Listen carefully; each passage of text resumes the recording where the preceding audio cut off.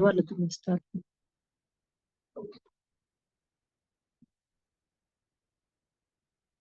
Video चला आज session आपण चालू करूया.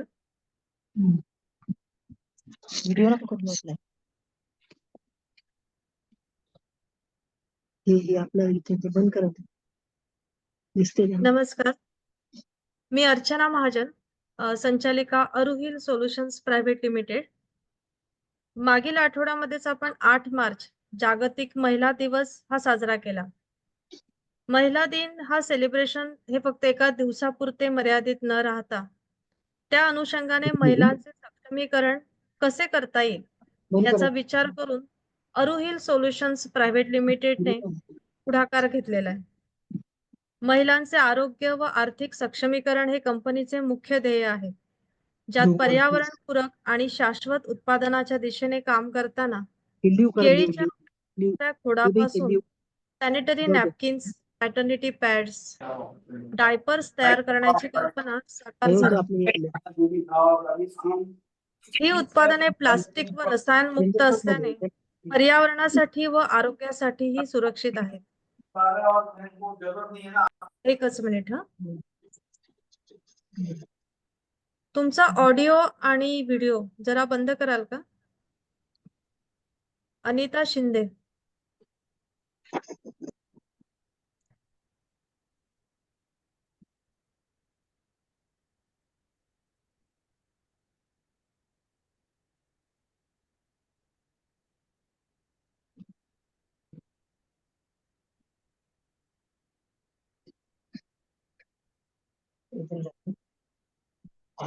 आणि याकरता NABARD, Jalgaon Janata bank, startup India, Maharashtra state innovation society असे केंद्र आणि राज्य सरकाराचे सहकार्याने बचत गटातील महिलांना उत्पादन व विक्री प्रक्रियेमध्ये प्रशिक्षण देऊन आर्थिकदृष्ट्या स्वतःच्या पायावर उभे राहण्यासाठी सक्षम बनवत आहोत. स्त्रियांच्या मासिक पाळीच्या आरोग्याच्या समस्या आणि त्यावर उपाय याबाबत त्यांना मार्गदर्शन देणे, योगाभ्यासातून सशक्त बनवणे हे मुख्य उद्दिष्ट आहे. त्यातीलच एक भाग म्हणजे आजचे सत्र. संपूर्ण परिवाराचे आरोग्य हे आहाराच्या माध्यमातून घरातील महिलेच्या हातात असते. आजच्या चर्चासत्राचा विषय आहे मिलेट म्हणजे पौष्टिक तृणधान्य. हल्लीच्या या वेगवान जगामध्ये आरोग्य टिकवणे हे फार महत्त्वाचे उद्दिष्ट आहे. त्यात पौष्टिक आहार हा फार मोलाची भूमिका निभावत असतो. पौष्टिक आहाराचा अगदी सहज उपलब्ध होणारा स्रोत म्हणजे मिलेट. 2023 हे आंतरराष्ट्रीय मिलेट वर्ष म्हणून साजरे केले गेलेले. मिलेट म्हणजे काय? त्याची गरज दिवसेंदिवस का वाढत आहे? आवश्यक पोषण मूल्ये यातून मिळतात का? कोणकोणते संभाव्य आजार टाळण्यासाठी आपण मिलेट खावे? त्यातून चवदार व पौष्टिक पदार्थ कसे बनवावेत? यासारख्या अनेक प्रश्नांची उत्तरे आज या वेबिनारमध्ये आपल्याला मिळणार आहेत. सुप्रसिद्ध आहार तज्ञ, आयुर्वेद तज्ञ डॉक्टर अनंत विश्वासराव पाटील यांच्याकडनं आपण ही माहिती आज जाणून घेणार आहोत. तत्पूर्वी मी सरांची ओळख आपल्याला करून देते. सरांनी 2011 साली टिळक आयुर्वेद महाविद्यालय पुणे येथून MD आयुर्वेद पदवी घेतली. व्यवसायाने ओळख करून दिली तर सर कन्सल्टंट म्हणून पुणे हॉस्पिटल आणि विश्वानंद स्वास्थ्य केंद्र पुणे येथे सेवा देतात. सर आहार तज्ञ व आयुर्वेद चिकित्सक आहेत. भारताबाहेरही आपली ट्रीटमेंट देऊन अनेकांचे आजार बरे करतात. सर गेल्या 5 वर्षापासून मिलेट जनजागृती कार्यक्रमांचे प्रमुख मार्गदर्शक म्हणून ही काम करतात. पुणे व जळगाव येथे आपण गेली 14 वर्षे वैद्यकीय सेवा देत आहेत. गेल्या 2 वर्षांपासून साप्ताहिक स्तंभलेखन सदराखाली आरोग्यविषयक लेखन करीत असतात. रेडिओवरील आरोग्य संपदा कार्यक्रमातही सर मार्गदर्शन करतात. विविध कृषी प्रशिक्षण व आहार आणि जीवनशैली जनजागृतीत सर सतत अग्रेसर असतात. सर आपणा सर्वांना खूप मोठ्या सोप्या पद्धतीने मिलेट युक्त आहारातून आरोग्याची सांगड याविषयी मार्गदर्शन करणार आहेत.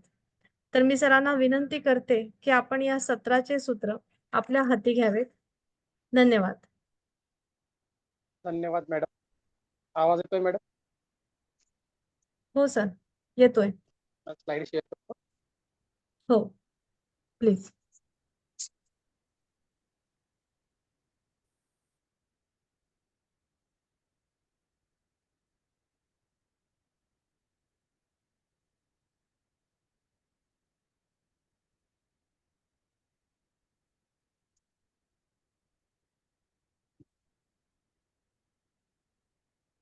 स्लाइड विजिबल आहे मॅम? हो सर. आहे. येस. सर्वप्रथम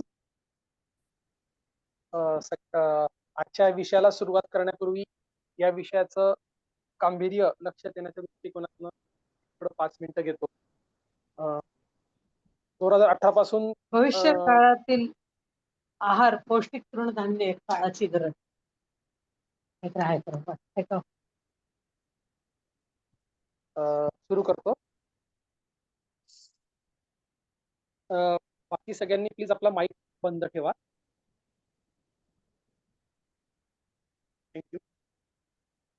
2018 साली भारत शासनाने पौष्टिक तृणधान्य वर्ष साजरं करायला सुरुवात केली आणि त्यानंतर 2023 हे जागतिक पौष्टिक तृणधान्य वर्ष युनायटेड नेशनने जाहीर केलं.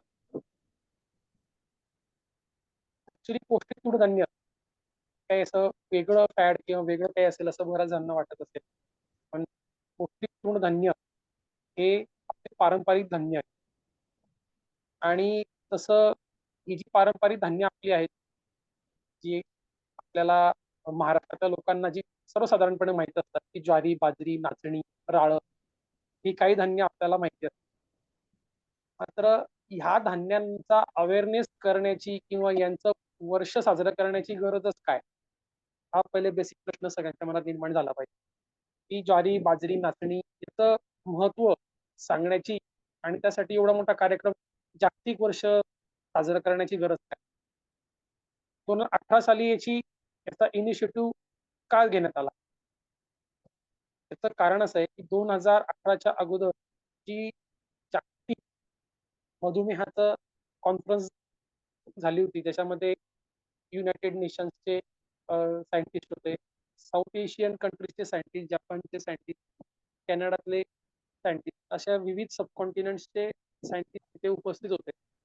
आणि त्यांनी जेव्हा आपला डायबिटीस या विषयातला रिसर्च तो मांडला, तर त्यांच्या असं लक्षात आलं की आहाराच्या संदर्भात विविध सबकॉन्टिनेंट म्हणजे उपखंडातल्या लोकांनी, खंड उपखंडातल्या लोकांनी जे काही त्यांचे रिसर्च मांडले, त्यामध्ये लक्षात आलं की बऱ्याचशा सबकॉन्टिनेंट मधल्या रिसर्चला पॉझिटिव्ह रिझल्ट होते आणि वेगवेगळं अन्न असूनही ते रिझल्ट पॉझिटिव्ह येत होते, कारण ते लोकल धान्य होते.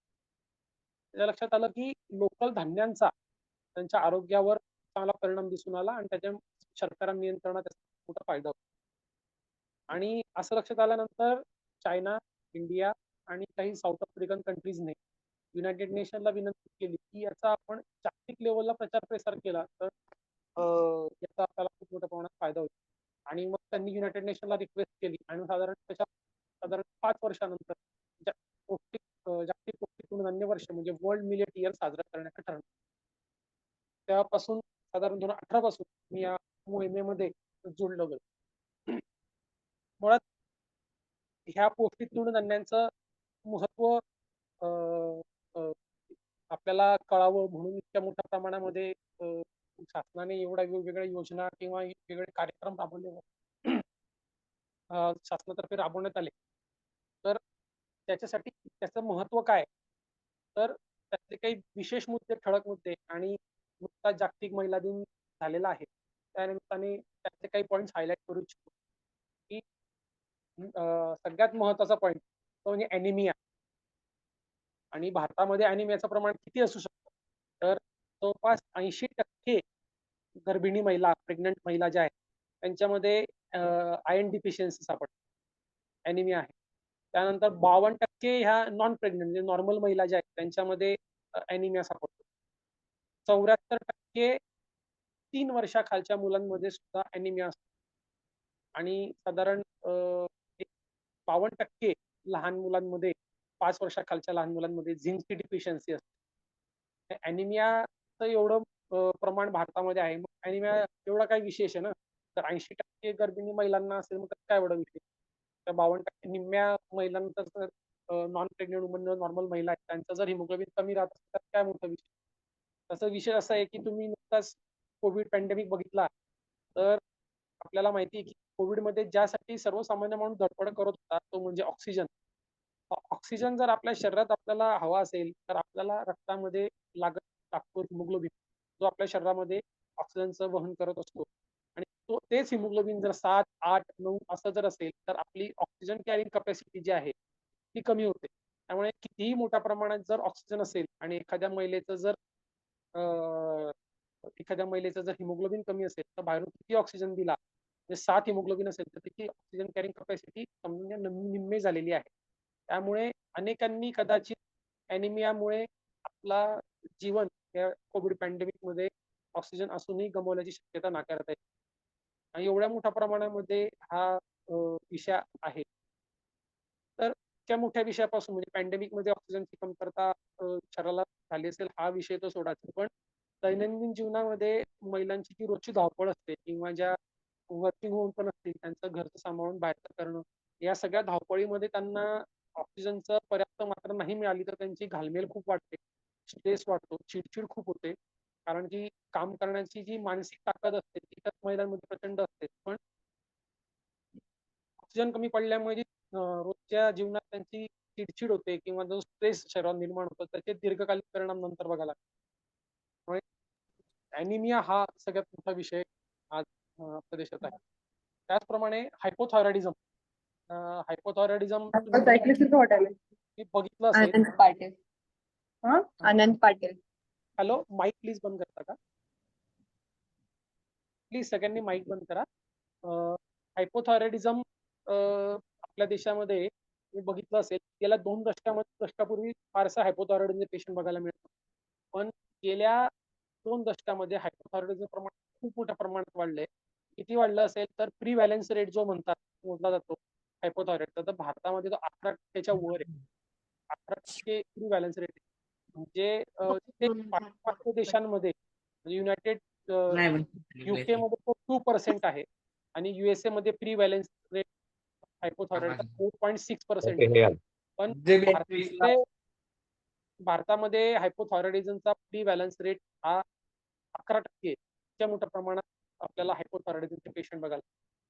त्याचप्रमाणे इनफर्टिलिटी म्हणजे वंध्यत्व ही सुद्धा खूप मोठी समस्या आहे. पूर्वी मेलचा स्पर्म काउंटची जी रेंज होती ती आता खाली खाली खाली घसरत चालली आहे आणि कालांतराने असं होणार आहे की इनफर्टिलिटी म्हणजे मागे त्याचं आर्टिकल पण आलं होतं की स्टरिलिटी पूर्ण जनरेशनच्या जनरेशन मध्ये डेव्हलप होण्याची इनफर्टिलिटी हा आजच्या काळातला खूप मोठा विषय.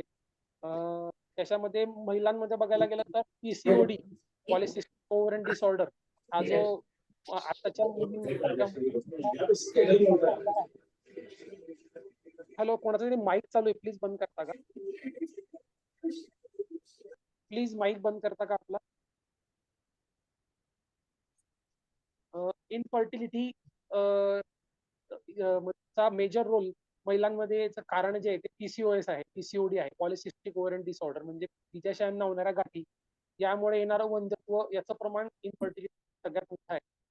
आणि अगदी पीसीओडी हे पूर्वी लग्नानंतर जेव्हा इनफर्टिलिटी डिटेक्ट व्हायचं तेव्हा डिटेक्ट व्हायचं. पण आता आम्ही बघतो की स्कूल गोईंग मुलींमध्ये जसं पाळी यायला सुरुवात होते तर 2-3 वर्षानंतरच लगेच त्यांना पीसीओडी झालेला 10वी 11वी 12वीच्या मुलींना पीसीओडी आहे असं आपल्याला बघायला मिळतं. आणि नंतरचा मुद्दा सगळ्यात महत्वाचा म्हणजे कॅन्सर. भारतामध्ये कॅन्सरचं प्रमाण गेल्या काही वर्षांमध्ये प्रचंड वाढलंय आणि त्यातल्या त्यात ब्रेस्ट कॅन्सरचं प्रमाण सगळ्यात जास्त आहे. म्हणजे टोटल कॅन्सरच्या 13% हे ब्रेस्ट कॅन्सरचं प्रमाण आहे आणि महिलांच्या जे कॅन्सर आहे त्यामध्ये 28% प्रमाण हे ब्रेस्ट कॅन्सरचं आहे. कॅन्सर इतक्या मोठ्या प्रमाणात वाढत चालला आहे आणि आज आपण अर्ली डिटेक्शनच्या ज्या काय फॅसिलिटी अवेलेबल झाल्या आहेत त्याच्याने आपण सुखावतो की आज मॅमोग्राफी लवकर होते किंवा सगळ्या टेस्ट लवकर आल्या आहेत. त्या कॅन्सरच्या जे मार्कर्स आहेत ते आज आपल्यासमोर अवेलेबल आहेत. अर्ली डिटेक्शन झाल्यानंतरच्या ट्रीटमेंट प्रोटोकॉल्स पण आता खूप नवीन नवीन मिळायला लागले. त्याच्यामुळे कमी आपल्याला त्रास होता. केमोथेरपीज असतील किंवा इम्युनोथेरपीज असतील यांच्यामुळे जो पूर्वीसारखा त्रास व्हायचा तो होत नाही आणि लवकरात लवकर पेशंट बरा होतो वगैरे असे सगळे क्लेम केले जातात. पण एवढं सगळं असूनही कॅन्सरचं प्रमाण कमी झालेलं नाही. जेवढ्या टेक्नॉलॉजीज अवेलेबल झाल्या आहेत डिटेक्शनसाठीच्या आणि ट्रीटमेंटसाठीच्या, तेवढ्या टेक्नॉलॉजीज अवेलेबल होऊन सुद्धा कॅन्सरचं प्रमाण कमी नाही झालं, तर कॅन्सरचं प्रमाण वाढत चाललंय. थोडक्यात काय तर कॅन्सर प्रिव्हेन्शन हा प्रकार आपल्याला बघायला मिळत नाहीये. कुठेतरी आपण अर्ली डिटेक्शन आहे तो आजार झाल्यानंतर डिटेक्ट होणार, त्याला आपण प्रिव्हेन्शन म्हणू शकत नाही. त्यामुळे कॅन्सर प्रिव्हेन्शनसाठी कुठले प्रयत्न आपल्याला दिसून येत नाही आणि महिलांमध्ये हे प्रमाण मोठ्या प्रमाणात वाढलेलं दिसून येतं. हॅलो सर, थोडं डिस्टर्ब करते. स्लाइड चेंज नाही झालेली आहे सर. स्लाइड्स अजून नंतर चेंज करणार आहे, तरी पार्श्वभूमी सांग. ओके. त्यानंतर ओबेसिटी. ओबेसिटीचा खूप मोठा इश्यू आहे. चाइल्ड ओबेसिटी सुद्धा एक मोठा विषय आज बघायला मिळतोय. गेल्या 3-4 वर्षात म्हणजे कोविड नंतर चाइल्ड ओबेसिटी खूप मोठ्या प्रमाणात बघायला मिळते आणि त्या तुम्हाला प्रिव्हॅलन्स रेट सांगतो की चायनाच्या खालोखाल आता आपण आहोत. वर्ल्ड रँक 2 आपण आहोत आता चाइल्ड ओबेसिटीमध्ये, जे की काही दशक 2 दशकापूर्वी ही समस्या वेस्टर्न कंट्रीजमध्ये US मध्ये सगळ्यात जास्त 1 मुलगा 5 मुलांमागे ओबेस असायचा, असं ते पिक्चर होतं आणि वेस्टर्न कंट्रीजमध्ये चाइल्ड ओबेसिटी हा मोठा विषय होता. आता चायना 1 नंबर आहे चाइल्ड ओबेसिटीमध्ये आणि आपण 2 नंबर आहोत. आणि सगळ्यात शेवटचा मुद्दा म्हणजे डायबिटीस. डायबिटीस आता सध्या भारतात 10 करोड डायबिटीसचे पेशंट जास्त पेशंट आता आहेत. 10 करोड कोटी, तर 10 मिलियन म्हणजे 100 मिलियन पेक्षा जास्त पेशंट भारतामध्ये डायबिटीसचे आहेत. आणि भारताकडे आता सध्या सगळ्या फार्मास्युटिकल कंपन्या मार्केट म्हणून बघतायत. कारण चाइल्ड ओबेसिटी आता जी आहे ती पुढे जाऊन इथंच रूपांतर पुढे जाऊन डायबिटीसमध्ये पेशंट वाढण्यामध्ये होणार आहे, परिणिती होणार आहे. त्यामुळे ऑब्व्हियसली डायबिटीसचे पेशंट भारतात खूप असल्यामुळे सगळ्या कंपन्या भारताकडे खूप मोठं मार्केट म्हणून बघत आहेत. आणि या सगळ्याचं रिझन काय आहे थोडक्यात तर आपले आहार विहार आणि विचार, आपली फूड लाईफस्टाईल आणि आपले थॉट प्रोसेस त्याच्यामध्ये खूप मोठा गेल्या काही दशकांमध्ये बदल झाला. आणि आहार विहार आणि विचार या तिघांचा परिणाम विचार, तर आज आपण जे बघणार आहोत ते आहाराचा कॉन्टेक्स्ट नाही, आपण सगळा आज तो बघणार आहोत. आणि ह्यामध्ये त्यातल्या त्यातही आहारामध्ये आता आपण आपलं जे नेटिव्ह फूड होतं ते आपलं हजारो वर्षांपासून आपल्या पूर्वजांनी जे सेवन केलं होतं ते सगळे पौष्टिक तृणधान्य मिलेट्स हे आपलं नेटिव्ह फूड होतं. आणि आपण गेल्या हजारो वर्षापासून जिथं राहतो तिथे आपण त्या परिसरात आपण राहतो, त्या परिसरात होणारे जे काही लोकल धान्य आहेत, पौष्टिक तृणधान्य आहेत, त्याचं सेवन आपण करत आलो. पण मग असं काय झालं की ह्या पौष्टिक तृणधान्यांना सेव्ह टायगर्स सारखं आता पौष्टिक तृणधान्यांना वाचवायची गरज पडते, त्याला प्रमोट करण्याची गरज पडते. असं काय झालं की हजारो वर्षांची परंपरा आपण एकाएकी विसरलो किंवा एकाएकी आपण ते सगळं त्याग करून आपण नवीन सिस्टीमचा फॉलो कसं काय करायला लागलो, हे थोडं समजून घेण्याची गरज आहे. बेसिकली काय की 1960s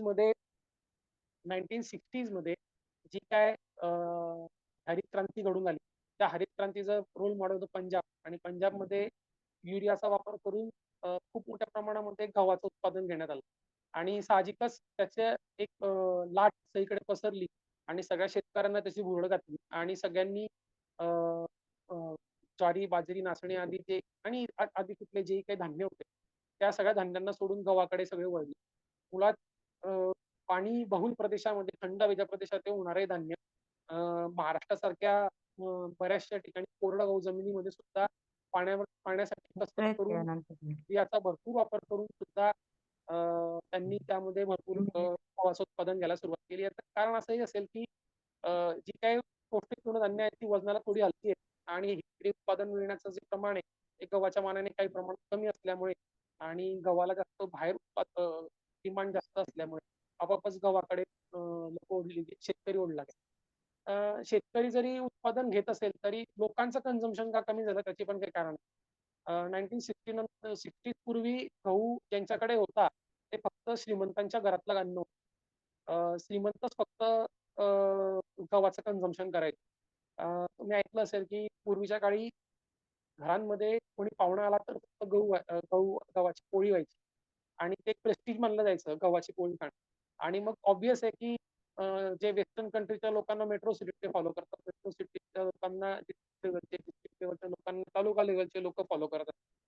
आणि मग नंतर श्रीमंतांचा जो प्रोटोकॉल आहे तो हळूहळू तळागाळा शेतकऱ्यापर्यंत पोहोचला आणि ग्रामीण भागापर्यंत पोहोचला. आणि आता अशी परिस्थिती ग्रामीण भागामध्ये सुद्धा कोणीही पौष्टिक तृणधान्यांचं सेवन करत नाही. रोज चपाती किंवा भात खिचडीचं मोठ्या प्रमाणात सेवन केलं जातं. त्याच्यामुळे आणि दुसरं एक महत्वाचं कारण असं की पोळी किंवा भात खिचडी हे चावायला जास्त श्रम लागत नाही. आणि आपल्याला माहिती आहे की माणूस बऱ्यापैकी आळशी प्राणी आहे.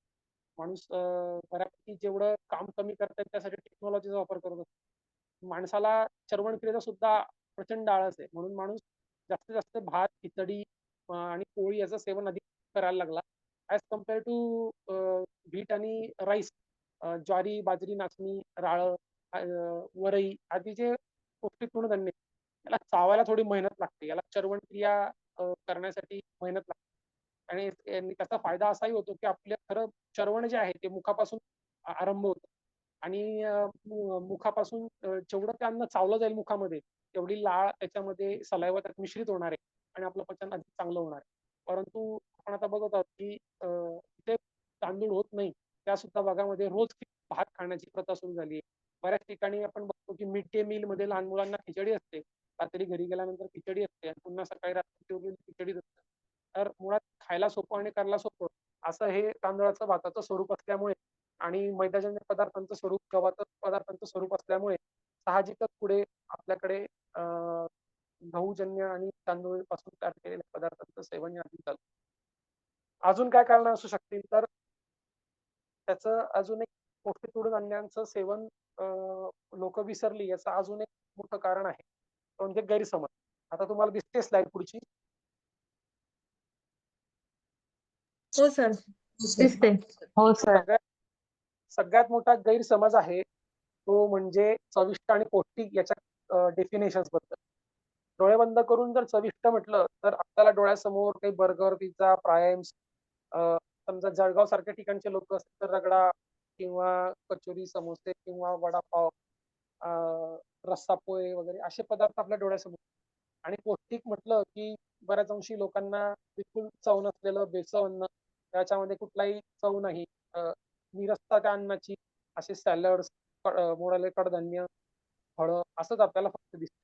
आपण असा कधीच विचार नाही केला की चविष्ट हे सुद्धा पौष्टिक असू शकतं आणि पौष्टिक अन्न सुद्धा कधीतरी चविष्ट असू शकतं. हे दोन्ही एंटिटी आपण आज वेगवेगळ्या करून टाकल्या, दोन्ही घटक वेगवेगळे करून. पौष्टिक असू शकत नाही, पौष्टिक कधी चविष्ट असू शकत नाही, असा आज आपल्या सगळ्यांचा समज किंवा गैरसमज जो आहे तो खूप मोठ्या प्रमाणात आहे. आणि त्यामुळे आपण फक्त चविष्ट पदार्थ सेवन करण्याकडे वळलो.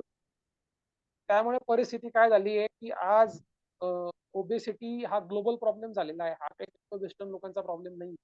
Type 2 diabetes, hypercholesterolemia, sleep apnea, hypertension, osteoarthritis, heart disease, infertility, आणि तुम्ही बघत असाल तर आता अगदी 20, 25, 23, 24 वर्षाच्या पोरांना डायबिटीस आणि हार्ट अटॅक आलेलं प्रमाण खूप मोठ्या प्रमाणात वाढलंय. अर्ली एक्झिट तरुण वर्गाची ही त्या हार्ट डिसिजेसमुळे आणि त्यामुळे आपल्याला बघायला मिळते.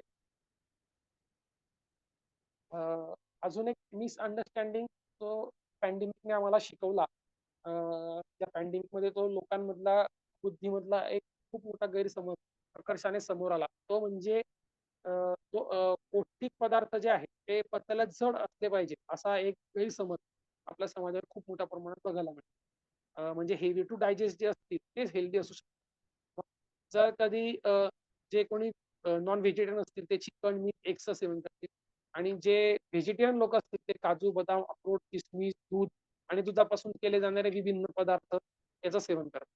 पण दुसरा एक पदार्थ जो आपल्याला दिसून येतो हेल्दी आणि इझी टू डायजेस्ट, हे लोकांनी काय केलं कोविडमध्ये आयसीयूच्या बेडवर म्हणजे डेथ बेडवर असताना सुद्धा की ज्यांना टॉयलेटला, लॅट्रिनला 5-5, 6-7 दिवस, 8-8 दिवस जायला मिळालं नाही, एवढा त्यांचा ऑक्सिजन कमी होता, त्यामुळे ते बेड रिडन होते. त्या लोकांनी सुद्धा तिथे बेडवर बसल्या बसल्या ह्या सगळ्या जड आणि पौष्टिक म्हणजे हेवी टू डायजेस्ट आणि हेल्दी पदार्थांचं सेवन केलंय. मुळात पचनक्रिया होण्यासाठी आपल्याला आजारी असताना आपण पुरापारपासून घाटा, पेज, खिचडी, मिक्स धान्यांची चुली या पदार्थांचं आपण सेवन पुरापार करत आलो. पण आता आपण आजारी पडल्यानंतर जसं की उदाहरण द्यायचं म्हटलं तर समोरून शत्रू आक्रमण करतोय आणि आता आम्ही कवायती करायला सुरुवात करतो. तर मुळात व्याधी क्षमत्व वाढवायचं असेल तर ते आजारी पडल्यावर वाढवायचं नसतं, ते आजारी पडण्याच्या अगोदर वाढवायचं. तर आयसीयू मध्ये पडल्यानंतर चिकन मीठ अंडे खाऊन किंवा काजू बदाम अक्रोड किसमिस आणि ग्लास 2 ग्लास दूध पिऊन कधीही आपलं व्याधी क्षमत्व वाढत नसतं. उलट त्या काळामध्ये जड पदार्थांचं सेवन केल्याने व्याधी क्षमत्व अधिकच कमी होतं. म्हणून आपल्याला अशा वेळेस आपल्याला इझी टू डायजेस्ट आणि हेल्दी अशा प्रकारचे पौष्टिक तृणधान्यांचा सेवन करणं आवश्यक. शिवाय आता बहुतांशी जो वर्ग आहे तो हा फिजिकल काम करण्यापेक्षा मेंटली काम करणारा जास्त आहे. त्यामुळे फिजिकली पूर्वीचा जो शेतकरी वर्ग होता किंवा जो मजूर वर्ग होता, काम साधारण 70-80 वर्षापूर्वी शारीरिक श्रमाचीच कामं जास्त होती, बौद्धिक कामं कमी होती.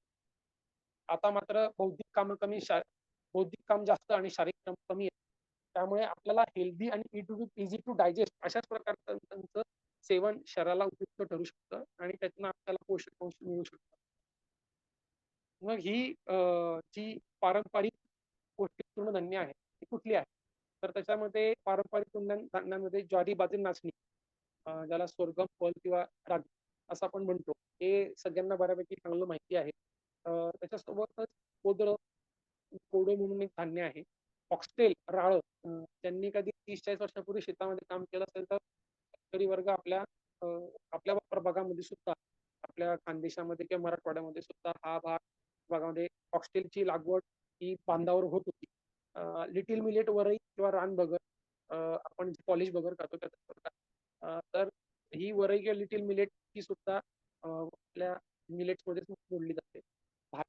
भादली किंवा त्याला बनियाळ असं म्हणतात किंवा बाती, हे सुद्धा एक प्रकारचं पौष्टिक तृणधान्य आहे. प्रोसो मिलेट हा एक प्रकार, एक ब्राऊन टॉप म्हणून आहे.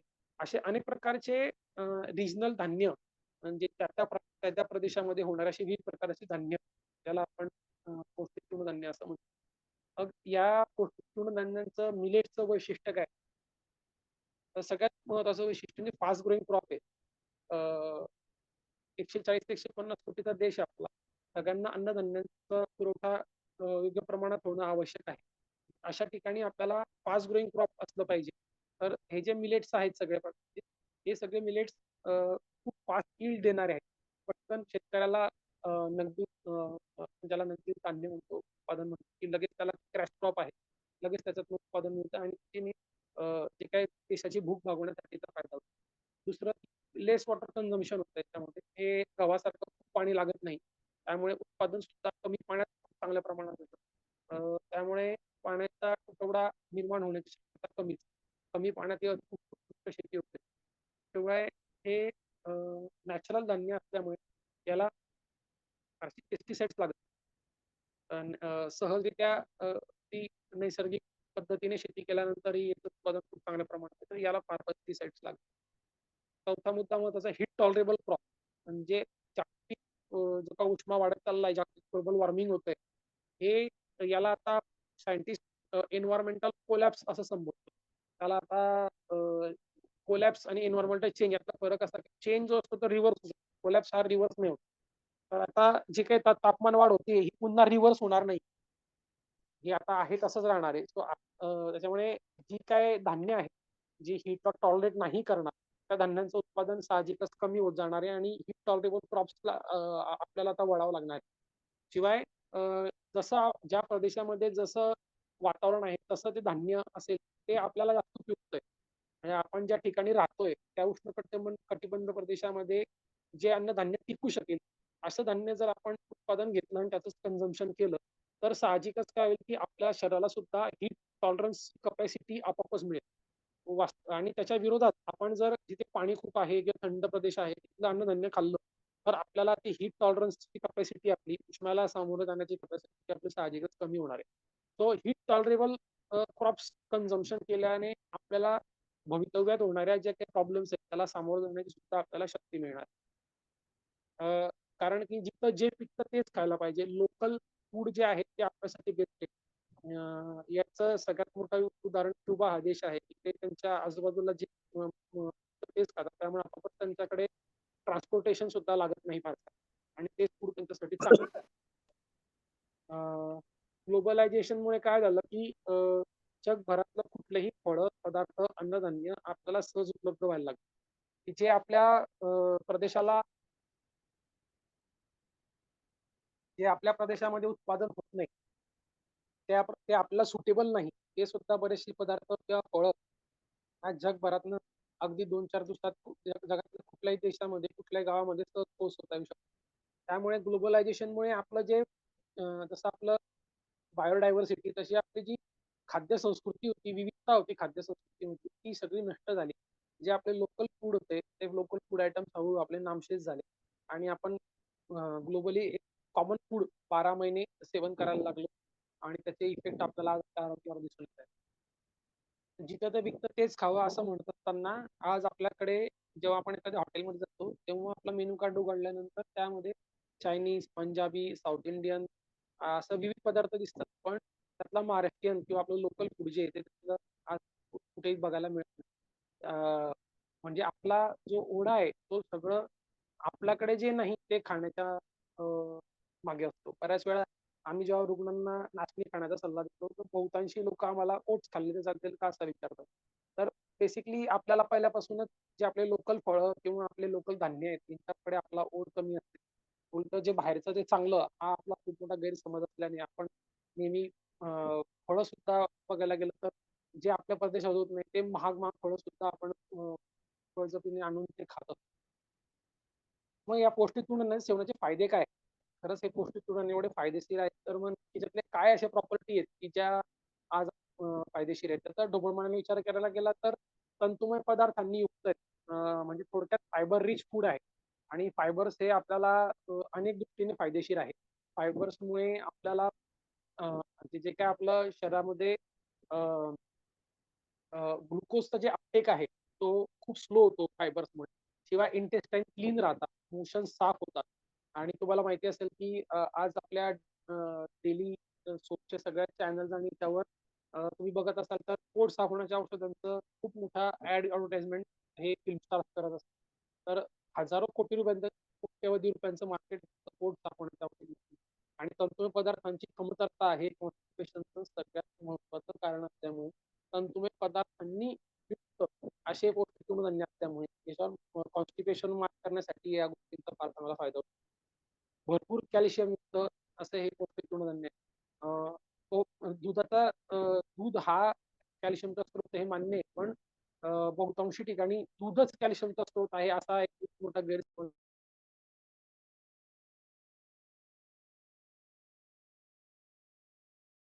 आणि आपल्याला माहिती असेल की बहुतांशी ठिकाणी लहान मुलांना बळजबरीने दूध पाजलं जातं जेणेकरून त्यांना कॅल्शियम मिळालं पाहिजे. पण मी तुम्हाला सांगू इच्छितो की आपल्या पौष्टिक तृणधान्यामध्ये भरपूर प्रमाणामध्ये कॅल्शियम असतं परंतु आपल्यामध्ये व्हिटॅमिन डी ची डिफिशियन्सी असते. कॅल्शियमची डिफिशियन्सी नसते तर व्हिटॅमिन डी ची डिफिशियन्सी असते. त्यामुळे कॅल्शियमचं ऍब्सॉर्प्शन आपल्या शरीरामध्ये होत नसतं.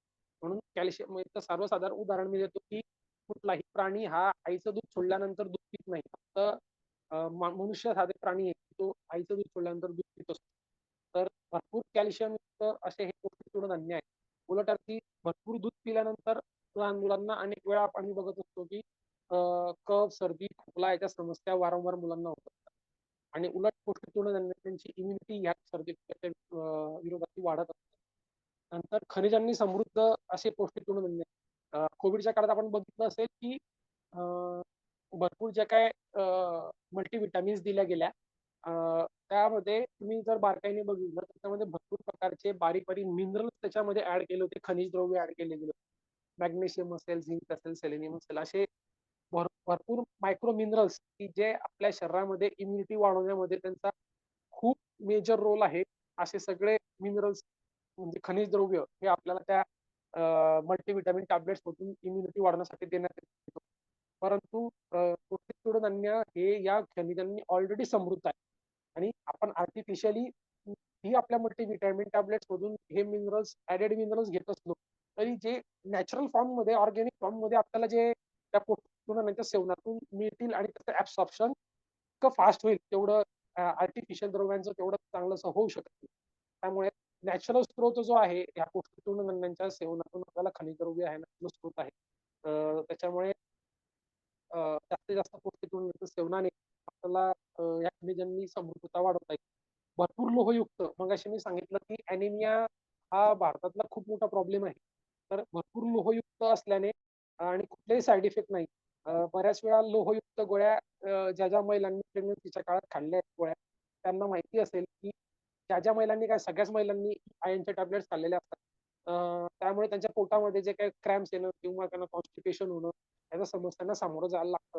तर ते आर्टिफिशियली आपण जेवढं आयर्न घेऊ तेवढा त्रास जास्त, आणि जेवढं नॅचरली घेऊ तेवढं ते शोषणाला पण फायदा होतो आणि कुठलाही साईड होत.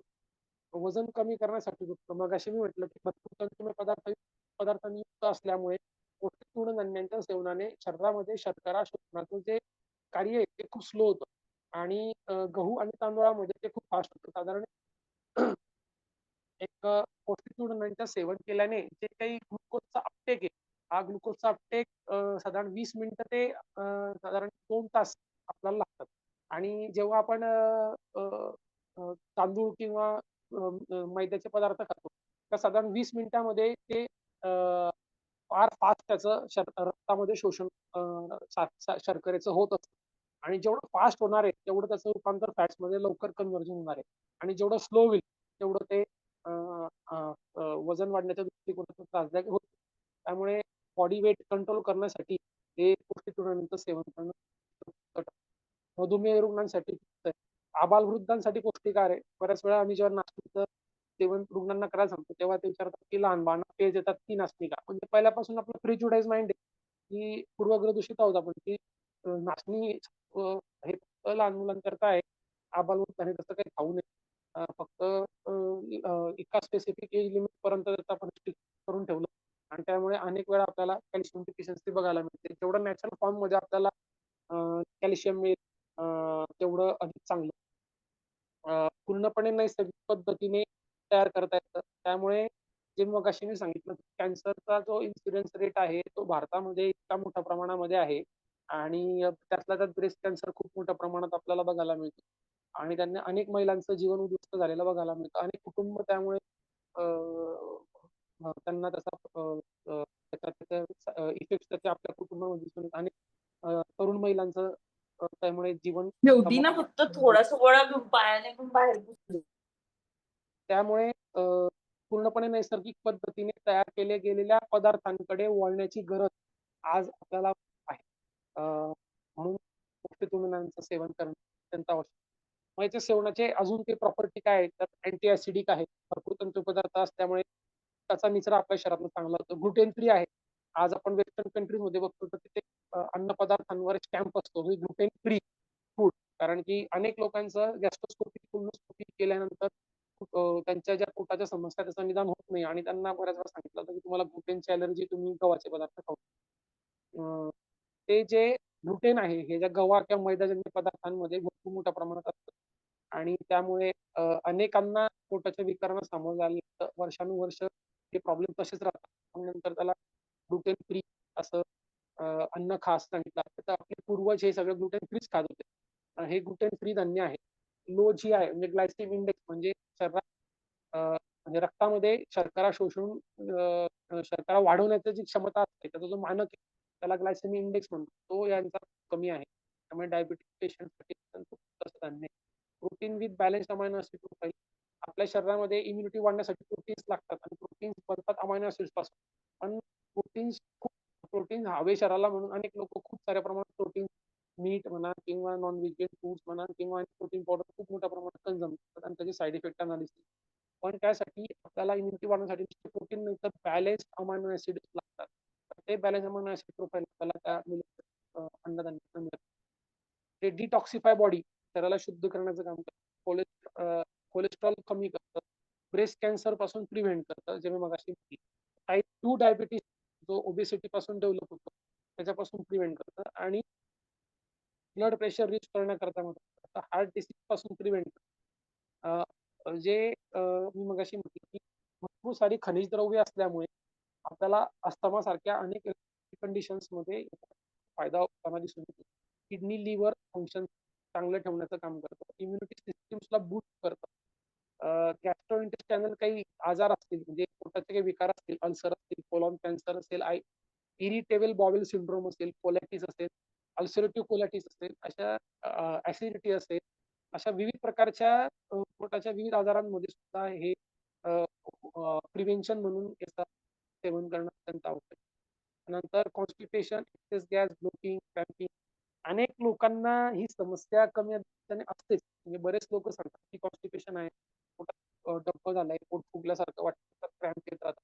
तर या सगळ्या समस्या जनरली ग्लुटेन आणि तांदूळजन्य पदार्थांच्या सेवनाने, मैदाजन्य पदार्थांच्या सेवनाने या समस्या होतात. त्यांच्यापासून प्रिव्हेंट करणं किंवा त्यांना दूर करण्यासाठी मिलेटचं कन्झम्पशन करणं खूप आवश्यक आहे.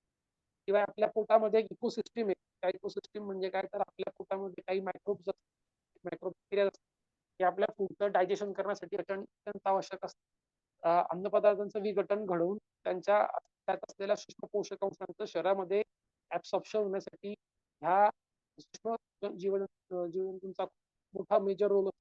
आणि अनेक प्रकारचे ऍसिडिक फूड खाल्ल्यामुळे हे बॅक्टेरिया डिस्टर्ब होत असतात, किंवा खूप साऱ्या औषधांचं सेवन केल्याने सुद्धा हे बॅक्टेरिया डिस्टर्ब होत असतात. ते बॅक्टेरियांचा फ्लोरा मेंटेन करण्यासाठी याचं सेवन करणं अत्यंत आवश्यक आहे.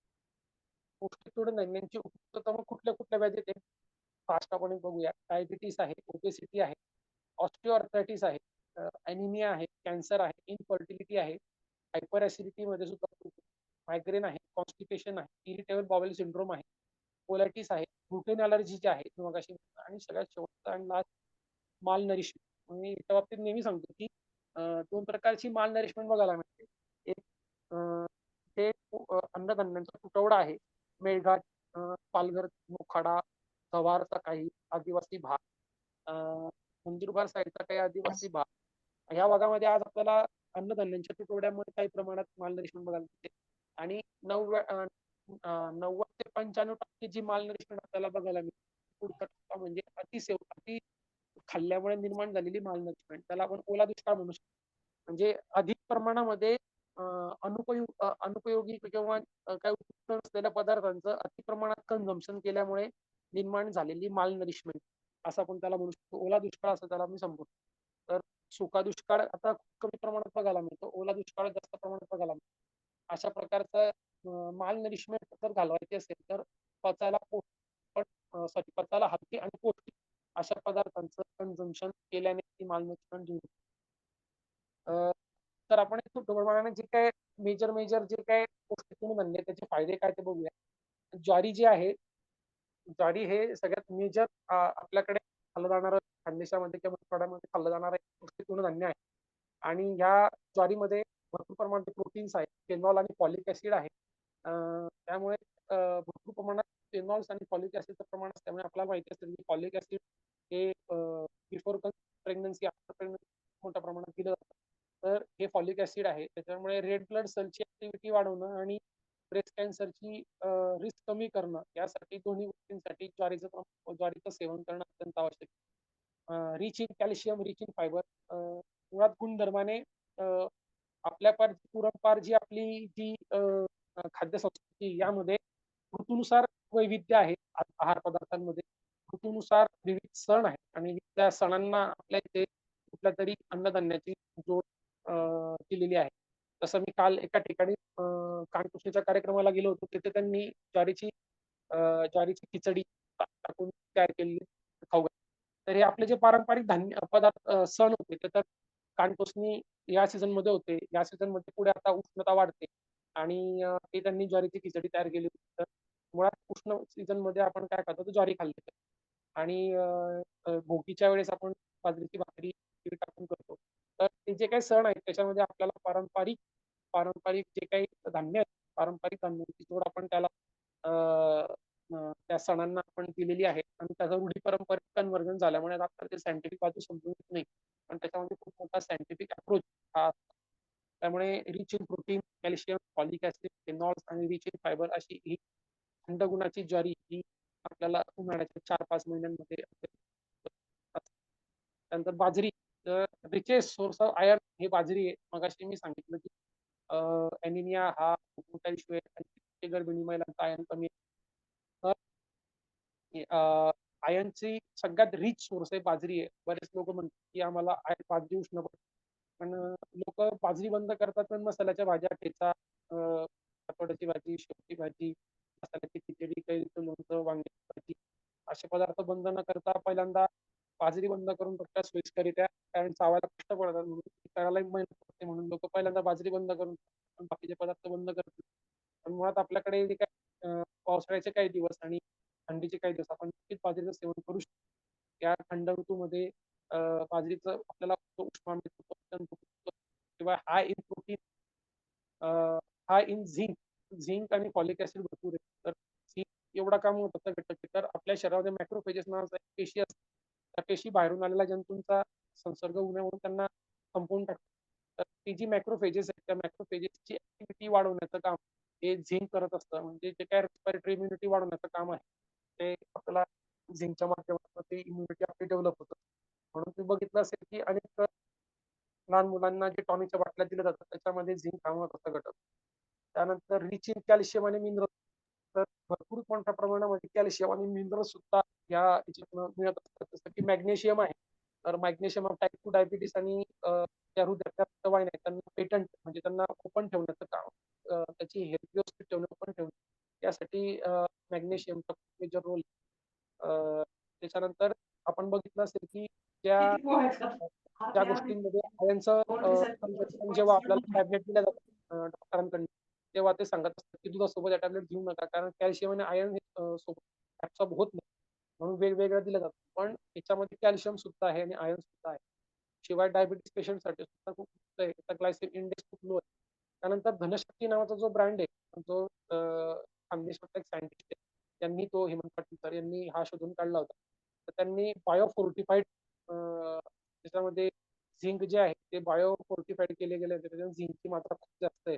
तर असा धनशक्ती नावाचा एक वाण आहे, त्याच्यामध्ये भरपूर प्रमाणामध्ये नैसर्गिक खूप मोठ्या प्रमाणात झिंक आढळून येतं, ते आपल्याला इम्युनिटी प्रदान करतं. तर नाचणी आहे the richest source of calcium. तर बऱ्याच वेळा लोकांना कॅल्शियमचा शोध विचारला की सगळे खाणे सांगतात, पण the richest source of calcium नाचणी म्हणजे नागली. म्हणून तुम्ही बघाल तर जे वनवासी माता भगिनी किंवा त्याचे बांधव आहेत त्यांचं शरीर एकदम कापूळ असतं, अंगावर फक्त कातरी दिसते, फॅट दिसत नाही, पण ते आपल्यापेक्षा 10 काम करू शकतात कारण त्यांचे गुण जे असतात ते आपल्यापेक्षा स्ट्रॉंग असतात. तर उन्हामध्ये फिरणं, त्याच्यामुळे व्हिटॅमिन डी ची मात्रा त्यांना खूप मोठ्या प्रमाणात मिळते आणि त्याचबरोबर नाश्त्याचं सेवन केल्यामुळे कॅल्शियमची मात्रा त्यांना भरपूर मिळते. त्यामुळे त्यांना कॅल्शियमची डिफिशियन्सी कधी आढळून. Rich in fibre, fibre iron सुद्धा आहे, रिच इन मिनरल्स आहे आणि हा अँटीऑक्सिडंट. कॅन्सर प्रिव्हेन्शनसाठी जे फ्री रॅडिकल आहे त्यांना कॅन्सर कॉझिंग आहे त्यांना त्यांच्या विरोधात जे आपलं ते अँटीऑक्सिडंट ह्या नाचणीमध्ये भरपूर मोठ्या प्रमाणात. कोद्र, कोडो मिलेट ज्याला असं म्हणतात, त्याला कोद्र धान्य असं म्हणतात. लाल रंगाचं येणारं धान्य हे फायबर असतं, प्रोटीन असतं त्याच्यामध्ये भरपूर प्रमाणामध्ये आणि त्याची अँटी कॅन्सरस प्रॉपर्टी आहे.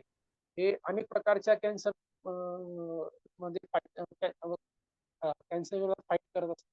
तर kidney cancer, prostate cancer, blood cancer, intestine cancer, thyroid cancer, pancreatic Gland cancer असेल, लिव्हर कॅन्सर असेल, अशा विविध प्रकारच्या कॅन्सरला फाईट करण्यासाठी उपयुक्त आहे. अस्थमाच्या विरोधात आपल्याला इम्युनिटी देण्यासाठी याचा मेजर रोल आहे. हे बोन मॅरोची ऍक्टिव्हिटी जी आहे, म्हणजे तिथं आपल्या रक्तपेशी तयार होतात, त्या बोन मॅरोची काही इफिकसी, इफिशियन्सी ती वाढवते. त्यामुळे कुठल्या आजारानंतर जो विकनेस असतो, फिवर असतो, डेंग्यू असेल, कुठल्या आजार मरेला, त्या दीर्घकालीन आजारानंतर जो फिवरांचा विकनेस असतो कव्हर करण्यासाठी सुद्धा कोडोचं सेवन केलं जातं. डायबिटिक पेशंट जे आहेत त्या याची अँटी डायबिटिक प्रॉपर्टी उल्लेखनीय आहे. त्यामुळे आणि ज्या डायबिटिक पेशंट्समध्ये गँग्रीन आणि गोष्टी होतात त्याच्यासाठी त्याला प्रिव्हेंट करणे किंवा त्याला करण्यासाठी याचं सेवन केलं. त्याच्या पुढचं धान्य आहे राळा. हे अतिशय उपयुक्त असं आपल्या खानदेशामध्ये सुद्धा उत्पन्न घेतलं जायचं आणि याच्यामध्ये 8% फायबर आहे, म्हणजे भरपूर मोठ्या प्रमाणात फायबर असतं, त्यामुळे हे कॉन्स्टिपेशनसाठी असं धान्य आहे. 12% प्रोटीन आहे, त्यामुळे नॉन व्हेज प्रोटीन मिळतं असा गैरसमज नसावा. पहिलेच अमायनो ऍसिड प्रोफाईल असल्यामुळे 12% प्रोटीन घेऊन हे आपल्या इम्युनिटी वाढण्यासाठी असतं. प्रेग्नेंट महिलांसाठी सुद्धा हे प्रचंड उपयुक्त आहे. प्रेग्नेंट महिलांमध्ये कॉन्स्टिपेशनची समस्या असते, शिवाय त्यांना प्रोटीनचं पण कन्झम्पशन करायचं असतं. त्यासाठी हे दोन्ही गोष्टींसाठी उपयुक्त ठरत असल्याने राळाचं सेवन करायला पाहिजे. भरपूर सारं प्रोटीन असल्यामुळे नर्वस सिस्टीमला जे विकनेस असतील किंवा कोणाला फिट्स येत असतील किंवा पार्किन्सन असेल अशा सगळ्या प्रकारच्या नर्वाईन डिसऑर्डर जे असतील न्यूरोलॉजिकल डिसऑर्डर त्यामध्ये सुद्धा हे नर्वस विकनेस कमी करण्यासाठी युजफुल आहे. याची अँटी कॅन्सर प्रॉपर्टी आहे. Mouth cancer, lung cancer, stomach cancer सारख्या कॅन्सरच्या विरोधात काम करत असतं. स्किन डिसऑर्डर्स मध्ये प्रोटीनच्या लेअर पासूनच स्किन तयार होते. तर बऱ्याचशा स्किन डिसऑर्डर मध्ये जर सोरायसिस असेल, स्किन शेड ऑफ होऊन जाते, स्किन निघून जात, त्या ठिकाणी सुद्धा त्याचा प्रोटीन बॅलन्स प्रोटीन असल्यामुळे याचा फायदा होतो. त्यानंतर लिटिल मिलेट, ज्याला आपण वरई म्हणू शकतो, भगर म्हणू शकतो, दिसायला काळसर असते, आपण जी वरई खातो ती पॉलिश केलेली असते. त्याच्यात सुद्धा अँटी कॅन्सर प्रॉपर्टी आहे.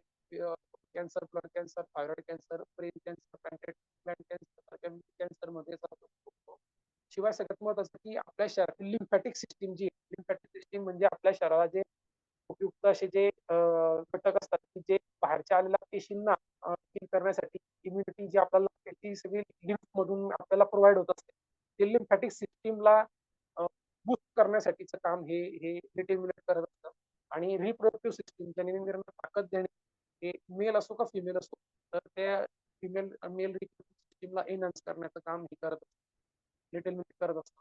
आणि स्पर्म काउंट वाढतं. शिवाय PCOS जे मी मगाशी म्हटलं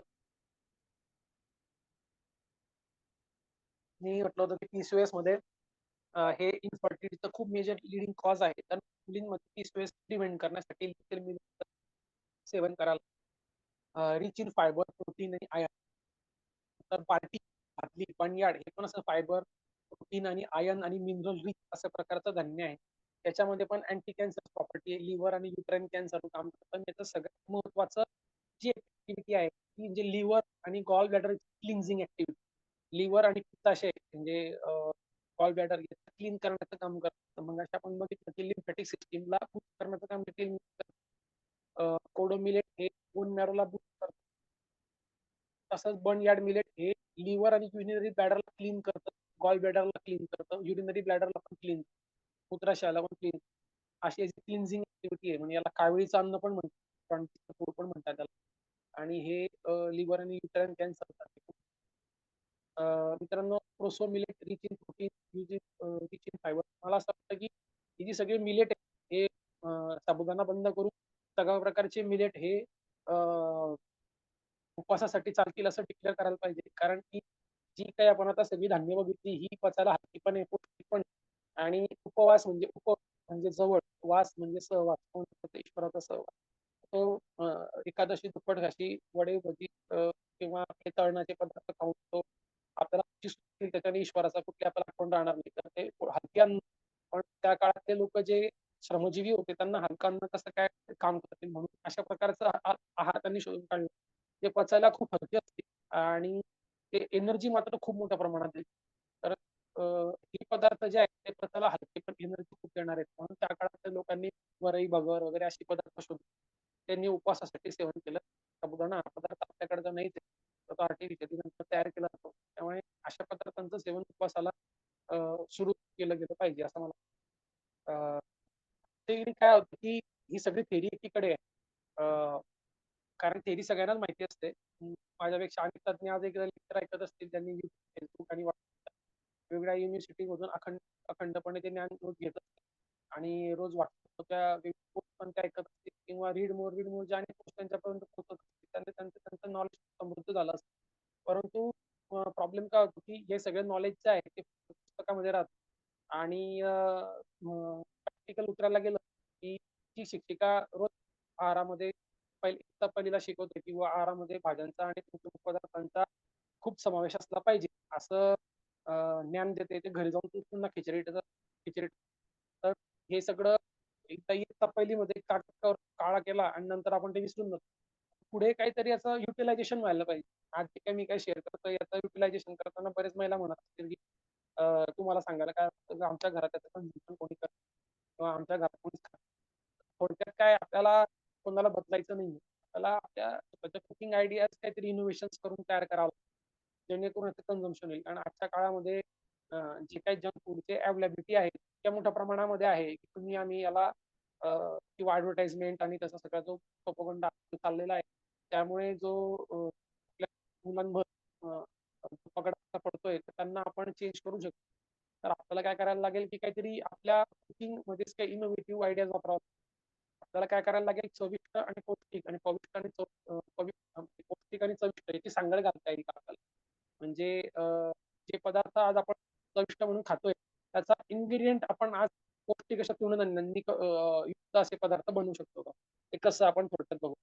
तर आज आपण बघतो की घरोघरी कोणी पाहुणे आले की पहिला पोहे केले जातात. तर पोहे हे कॉन्स्टिपेशन करणारे आणि ऍसिडिटी निर्माण करणारा एक नंबर पदार्थ. तर आपण त्या जागी आज ज्वारीचे बाजरीचे पोहे करून खाऊ शकतो जेणेकरून आपल्याला पचायला हलके साईड इफेक्ट होतो. आपला जो पदार्थ आहे तोच आहे त्याचा कंटेंट जो आहे तो आपण त्या चेंज करू शकतो असा विचार केला पाहिजे. त्यानंतर साऊथ इंडियन पदार्थ आबालवृद्धांना आवडणारे आज प्रत्येक गावामध्ये साऊथ इंडियन पदार्थांचे स्टॉल्स किंवा त्याच्या गाड्या हॉटेल्स वगैरे उघडलेले आहेत. हे आपण आपल्या घरी आज आपण ज्वारीची इडली ज्वारीची पोहे, ज्वारीचे डोसे त्याला कोणी एडण्या म्हणतील कोणी चिले म्हणतील कोणी काही म्हणतील पण अशा प्रकारचे जे काही पदार्थ आहेत हे आपण तांदळाच्या जागी आपण याचा वापर करू शकतो. तर आपल्याला तांदूळाच्या जागी भिजवताना तृणधान्य भिजवायची ज्वारी भिजवायची आणि त्यांना दिवसभर भिजू द्यायचं रात्री चांगलं वाटून घ्यायचं आणि वाटल्यानंतर रात्रभर तसं फर्मेंट होऊ द्यायचं आणि मग दुसऱ्या दिवशी तसं करायचे. तिचे मिक्स वेगवेगळ्या प्रकारचे इडली मिक्स जसं मार्केटमध्ये तांदळाचे मिक्स रवा मिक्स मिळतात तसं ज्वारीचे आणि डोसे आपल्याला मिळतात. मेट्रो सिटीज मध्ये काही ठिकाणी रेडीमेड बॅटर सुद्धा यांचा त्याच्यानंतर उपमा चिवडा सारखे पदार्थ सुद्धा आपल्याला करतात कारण की जसं आपण गव्हाचा रवा करतो त्याचप्रमाणे आपण ज्वारीचा रवा मार्केटमध्ये मिळतो आपण बनवू शकतो आणि त्यापासून आपण उपमा शिरा आदी पदार्थ खाऊ शकतो. बाकीचा पिझ्झा बनवू शकतो का आपण बऱ्याच अंशी आपण जो मैद्याचा पेस्ट न वापरता आज आपण ज्वारी बाजरीचा पेस्ट वापरून पिझ्झा करू शकतो. ज्वारीचा बाजारात चटपटी एकत्रित करून त्याच्यामध्ये मी भाज्या घालून त्याचा आज आपण प्रॅक्टिस करू शकतो. दलिया खिचडी अनेक जणांचा पॉइंट आहे. त्यातले काही लोक म्हणतात की आम्हाला म्हणजे कशापर्यंत एवढी खिचडी आवडतात आणि रोज खिचडी खातो मग अशा लोकांना पचायला सोपी पण खिचडीचा आनंद देणारी असे पौष्टिक तृणधान्यांची मिक्स फुली त्याला आपण दलिया म्हणतो ते आपण ऍडवाइस करतो. ज्वारी मल्टीग्रेन थालीपीठ त्याला आपण भाजणीचं पीठ बनतो त्यामध्ये सुद्धा हे आपलं पारंपरिक आहे त्याच्यामध्ये विविध प्रकारचे पौष्टिक तृणधान्य मिक्स करून आपण थालीपीठाचं पीठ विविध भाज्या टाकून आणि टेस्टचे विविध पीठ असेल किंवा पालक असेल किंवा भोपळा असेल गंगाफळ असेल असे प्रकारचे भाजी वापरून आपण थालीपीठाचा वापर करू शकतो आणि लहान मुलांना भाजी खाऊ घालण्यासाठी खूप चांगलं माध्यम. नाचणीची बुट्टी खानदेशामध्ये 3-4 जिल्ह्यांमध्ये बऱ्यापैकी बुट्टीचं सेवन खूप मोठ्या प्रमाणात केलं जातं. अगदी कुठलाही कार्यक्रम असतो काही देवाचा असो काही घरगुती कार्यक्रम असतो तर त्या ठिकाणी गव्हाची बुट्टी वापरल्यापेक्षा नाचणीची बुट्टी ज्वारीची बुट्टी असं तर तयार केली तर पचायला हलकी पण असते आणि चविष्ट पण. तर बुट्टी खाऊच नका असं म्हणण्यापेक्षा नाचणीची बुट्टी खा असं म्हणणं अधिक सही. नाचणीचा शिरा करता येऊ शकतो नाचणीचा हलवा करता येऊ शकतो नाचणीची मगाशी ज्वारीच्या प्रमाणे इडली करता येऊ शकतो नाचणीचा डोसा तयार करता येऊ शकतो नाचणीचा उपमा करता येऊ शकतो नाचणीचे मोदक करता येऊ शकतो केक करता येऊ शकतो नाचणीचे ढोकळे करता येऊ शकतो राळ्याचा डोसा करता येऊ शकतो. हे सगळे रिअल फोटो आहेत हे ऑनलाईन केलेले फोटो नाही आहेत बऱ्यापैकी सगळे रिअल फोटो. राळ्याची खिचडी पुलाव आपल्याला करता येऊ शकतो राळाचा उपमा साव्याचा उपमा करता येऊ शकतो. तर मुळात तांदळाच्या जागी जिथं आपल्याला तांदूळ घ्यायचा आहे तिथं आपण सगळ्या ठिकाणी हे मिलेट्स वापरू शकतो. अगदी साऊथ इंडियामध्ये यांच्यापासून साऊथ इंडियामध्ये बिर्याणी किंवा पुलाव वगैरे याच्यासाठी सुद्धा याचा कुकिंग वापर करतो. यामध्ये फक्त याला भरपूर फायबर असल्यामुळे त्याच्यात भिजवावं लागतं आणि मग नंतर शिजवावं. साव्याची खिचडी बर्नयार्डचा डोसा बर्नयार्ड तुम्हाला सांगितलं होतं की लिव्हर क्लिन्झिंग ऍक्टिव्हिटी वाला ते अन्नधान्य आहे. नाचणीची इडली आहे. राळाच्या नूडल्स आहेत मुलांचं सगळ्यात फेवरेट फूड जे ते नूडल्स तो आपण ते ते जर कधी मिलेटच्या नूडल्स करून खाऊ तर मुलांना अधिक आवडतं. ज्वारीचे पोहे आहेत, मल्टी मिलेट नूडल्स आहेत, मल्टी मिलेट पास्ता आहे, जे काय सो कॉल्ड सगळं मुलांना आवडतं ते आपण मुलांना पौष्टिक तृणधान्यांपासून तयार करून हे पदार्थ आजकाल मार्केटमध्ये अवेलेबल ते देऊ शकतो. पण यार्ड मिलेटच्या त्या डिफरंट रेसिपीज आहेत, एकदम डिलिशियस आणि रेसिपी साऊथ इंडिया बरेच लोक करत असतात. तर आपण बघितलं की आपल्या संस्कृतीमध्ये आपल्याला एक एक एक एक अवयवाला बूस्ट करण्यासाठी विविध प्रकारचे धान्य दिले. कोणी आयर्न वाढवतं, कोणी ब्रेस्ट कॅन्सर प्रिव्हेंट करतं, कोणी रिप्रोडक्टिव्ह सिस्टीमला बूस्ट करतं, कोणी लिम्फॅटिक सिस्टीमला बूस्ट करतं, कोणी बोन मॅरोला, कोणी प्रोटीनचा रिच सोर्स आहे आणि नर्वस सिस्टीमला ताकद देतं, कोणी युट्रसला क्लीन, मूत्राशयाला क्लीन करताय, पित्ताशयाला क्लीन करताय. असं आपल्याकडे आपल्या अवयवांना ताकद देण्याची जी प्रोसेस होती ते आपल्याला विविध पदार्थांमधून आपल्याला नॅचरली मिळत होती. त्यामुळे आपल्याला हायपोथायरॉइड सारखे मेटाबॉलिक डिसऑर्डर, डायबिटीस सारखे मेटाबॉलिक डिसऑर्डर, कॅन्सर सारखे भीषण आजार म्हणजे आर्थिक आणि सामाजिक आणि मानसिक सगळ्या प्रकारचं स्थैर्य घालवतं. ओबेसिटी सारखे आजार जे आपल्याला ओबेसिटी आजारांचा समूह असं म्हटलं, अनेक आजार घेऊन येतो. अॅनिमिया सारखे की रोजच्या डेली त्याच्या कामांमध्ये अडथळा निर्माण करणारा, आपल्या पूर्ण क्षमतेने आपल्याला काम करणारा अडथळा निर्माण करणारा जो प्रॉब्लेम आहे अॅनिमिया, अशा सगळ्यांना वेगवेगळं टॅबलेट्स आणि औषधं कन्झम्पशन करून यांना सामोरं जाण्याची ताकद आज आपल्यामध्ये नाहीये. कितीही आपण समृद्ध झालो, किती विकसनशील पासून विकसित झालो, तरी आपल्याला आजारांना सामोरं जाण्याची किती सिस्टीम्स आपल्याला यांनी दिल्या, तरी पण आपण आजारापासून हे आपल्याला प्रिव्हेंट करू शकत नाही. तर आपला आहार खूप मेजर की फॅक्टर आहार विहार आणि विचारातला की जो चेंज केल्यानंतर आपल्याला या सगळ्यांपासून प्रिव्हेन्शन करण्यासाठी उपयुक्त ठरेल आणि त्याचा इन्सिडन्स रेट या सगळ्या डिसिजेसचा भारतातून कमी करायला किंवा यांना इरेट करण्यासाठी मिलेटचं कन्झम्पशन करणं अत्यंत आवश्यक आहे. आपल्या परंपरांचा अभिमान ठेवून या सगळ्या गोष्टींचं सेवन करणं अत्यंत आवश्यक आहे. त्यामुळे मिलेट जे आहे ते तर ग्लोबल आणि फ्युचर फूड म्हणून आता जगाच्या पुढे आलेलं आहे. त्याचा सर्वांनी आपल्या आहारात समावेश करावा. काही शंका असेल किंवा कधी भवितव्यामध्ये कधी आमची काही मदत लागली तर आम्ही तुमच्यासाठी उपस्थित आहोत कायम मदतीला. धन्यवाद. आज आयोजकांनी मला इथे बोलण्याची संधी दिली, मला माझे विचार मांडण्याची संधी दिली त्याबद्दल आणि चांगला विषय घेऊन आणि महिला दिनाच्या निमित्ताने माता भगिनींसमोर एक विषय मला मांडायला मिळाला, त्याबद्दल मी आयोजकांचे खूप आभार मानतो. धन्यवाद.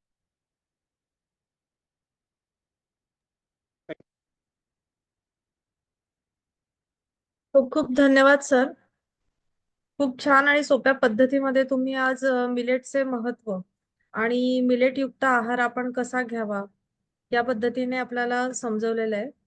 आणि इथे उपस्थित जे सर्व ऑनलाईन जे प्रेझेंट आहे त्यांच्या सगळ्यांच्या वतीने मी तुम्हाला खूप आभार व्यक्त करते. यातून कोणाचे काही प्रश्न असतील तर आपण विचारू शकता. मॅडम बोला हॅलो. सर. हा, आता हे जे प्रकार आणि कंटेंट जे सांगितले, तर हे मार्केटमध्ये नेमकं कुठं आपल्याला सहज खरेदी करता येईल किंवा त्याचं विपणन कुठं आहे, हे जर माहिती करून आणि जर सांगितलं तर ते बरं होईल. सगळ्यात महत्त्वाचं पहिल्यांदा की जे आपल्या आजूबाजूला रेडिली अवेलेबल होतं ते पहिल्यांदा त्या पदार्थांचं सेवन करायचं. ते म्हणजे ज्वारी, बाजरी आणि नाचणी. हे आपल्याला आपल्या आजूबाजूच्या सगळ्या स्टोअर्स मध्ये, खानदेशामध्ये असेल, मराठवाड्यात असेल, कुठेही असेल महाराष्ट्रामध्ये, तर तुम्हाला हे ज्वारी, बाजरी आणि नागली आणि वरई हे 4 वस्तू आपल्याला मिळतात. या व्यतिरिक्तचे जे आहेत ते बल्क मध्ये आणि कुठे मिळतील असं? हे ऑनलाईन सहज अवेलेबल आहे. मी तर माझ्या पेशंटसाठी ते अवेलेबल करतो, पण हे सहजतेने आपल्याला अमेझॉन पासून सगळे अवेलेबल आहे. परंतु मी परत तेच सांगेन की सगळ्यात महत्वाचा मुद्दा आहे जो आहे, सगळ्यात महत्वाचा मुद्दा आपल्याकडे जे पहिले आहे ते रोज खायला सुरुवात करा. जे आपल्याकडे नाहीये ते पहिले मागवू नका. पहिल्यांदा तुम्ही रोज ज्वारी, बाजरी, नाचणीचं सेवन करायला सुरुवात करा. असं जेव्हा होईल की तुम्ही पुढचे 1, 2, 3 महिने झाले की रोज मी मिलेटच खातो, भाकरीच खातो, मी रोज खातो भाकरी आणि याचे पासून तयार केलेले विभिन्न पदार्थांचं माझ्या आहारात रोज सेवन आहे. काही ना काही पोहे असतील, इडली असेल, डोसा असेल, थालीपीठ असेल, बाकी काही जे पदार्थ असतील ते मी याचं सेवन करतोय, असं जेव्हा तुम्हाला कॉन्फिडन्स तेव्हा तुम्ही पुढच्या धान्याकडे बरोबर. मला असं वाटतं की पहिल्यांदा जे अवेलेबल आहे ते खायला सुरुवात करू आणि मग नंतर जर तुम्हाला कॉन्फिडन्स आला की नाही आपण बाकीच्या अन्नधान्यांकडे वळा हरकत नाही आता तेच कंटाळा आलाय तुम्ही वाटलं तर मग राळा बंडियाड कोडो हे सगळे ऑनलाईन अवेलेबल असतात याचे मी स्वतः माझ्या पेशंटसाठी पण अवेलेबल करून पण हे तुम्हाला ऑनलाईन Amazon पासून सगळीकडे मेट्रो सिटीमध्ये अनेक स्टोअर्स मध्ये उपलब्ध आहे ऑर्गॅनिक शॉप किंवा काही सर्रास उपलब्ध आहे त्यामुळे पहिल्यांदा मला असं वाटतं की या पद्धतीने जे मी पदार्थ सांगितले ते तुम्ही खायला सुरुवात करा आणि मग जे तुम्हाला एक्स्ट्रा काय लागत ते ऑनलाईन पण तुम्ही घेऊ येस सर. मग अशी कोणतरी चॅट मध्ये प्रश्न विचारला होता की याला निकृष्ट धान्य कोण म्हणतात मी एवढं सांगितल्यानंतर आता कोणी याला निकृष्ट धान्य म्हणणार असेल तर खरं हास्यास्पद हे निकृष्ट धान्य कुठेही म्हटलं जात नाही याला निकृष्ट धान्य कधीही म्हटलं जात नाही हे अतिशय उत्तम धान्य आहे निकृष्ट धान्य म्हटलं जात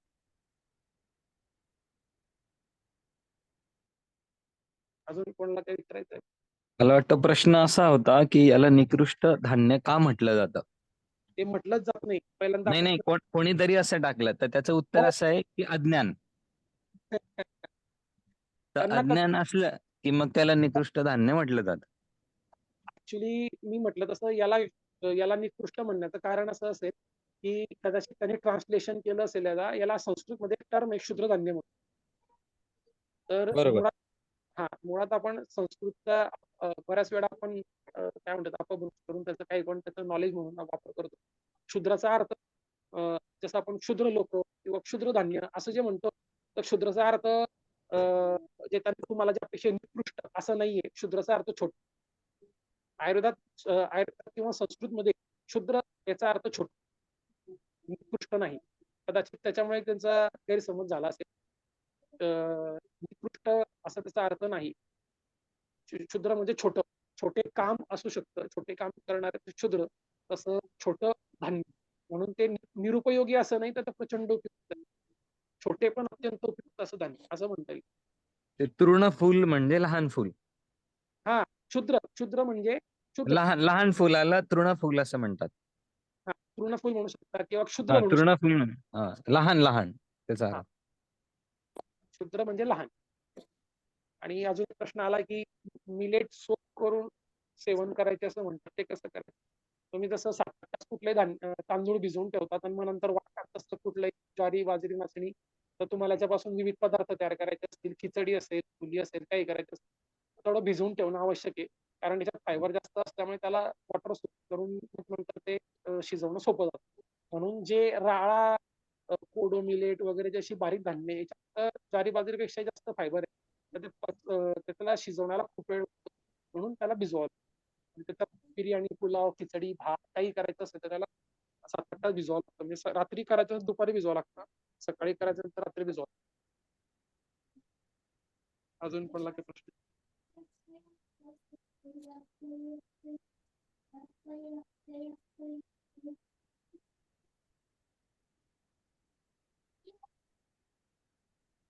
कोणाला अजून काही प्रश्न असतील तर आताच विचारून घ्या. मिनल म्हणून मॅम होत्या त्यांना काही प्रश्न होता.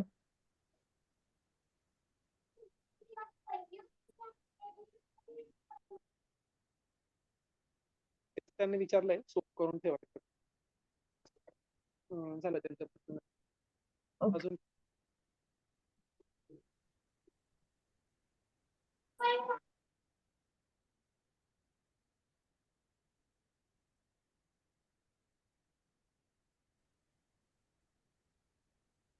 सर मला वाटतं सगळ्यांना आपल्या प्रश्नांची उत्तरं मिळालेली आहेत आपल्या सेशन मधून. खूपच छान आणि सोप्या पद्धतीत तुम्ही समजवलेलं आहे. तर तुमच्या परवानगीने आपण सेशन एंड करत आहोत. Thank you thank you sir.